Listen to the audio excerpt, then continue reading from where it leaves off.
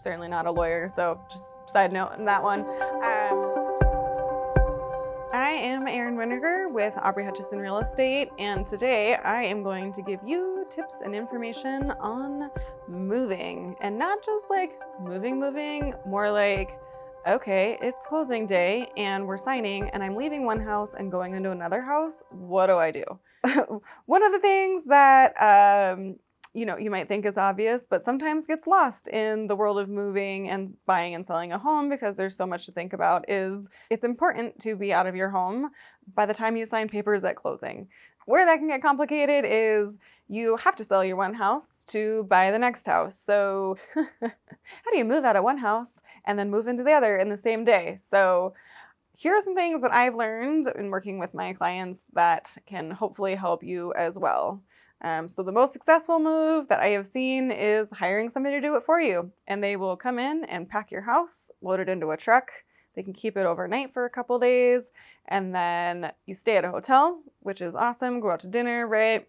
Next day, you sign papers, and then you have the moving truck and the movers come and unload your new house for you. Another way that I've seen it done well is if you don't want to hire movers, you can rent a U-Haul for a couple days and get it just a few days ahead of time and load it up. That way, the day before closing, you are out. It gives you time to clean or have a professional cleaner come in to take care of things for you. Again, stay in a hotel or with family, and next day, then you get to go and unpack into your new house. With so many things going on in the buying and selling process, it's easy to be overwhelmed by the day closing and moving actually comes. So it's easy to forget little details. For the contract, it says a home should be broom swept. So what does that mean? Well, I think if you can take yourself out of your home and imagine yourself going into your new home, like how would you want that to look? So I say it's good to sweep and mop floors, clean bathrooms, clean the kitchen, clean appliances. You don't necessarily need to deep scrub baseboards or wipe down kitchen countertops or anything like that, but just leave it how you would want to move into it. I encourage my sellers, if they're able, to leverage that step out and hire a professional cleaner. There's so many things that you are thinking about and trying to handle last minute that if you can take that off your plate, it's really just a nice touch. And that way somebody comes in and they kind of do and take care of everything for you. If it is summertime, another great thing to do is make sure your yard's cleaned up, or even fall. If there's a bunch of leaves on the ground, it's always nice to have them raked up. If you have an animal, it's nice to have your yard picked up, and just a fresh start for the new buyer.